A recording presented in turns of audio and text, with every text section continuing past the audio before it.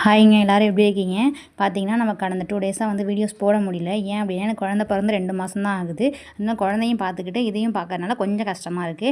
அதுவும் இல்லாமல் தம்பிக்கு வந்து 2 1/2 மாதம் கம்ப்ளீட் ஆகிட்டதுனால இன்றைக்கி வந்து தடுப்பூசி போடுறதுக்காக நானும் அம்மாவும் ஆட்டோ வர சொல்லி பக்கத்தில் இருக்கிற அங்கன்வாடிக்கு போய் தடுப்பூசி போட்டுருந்தோம்.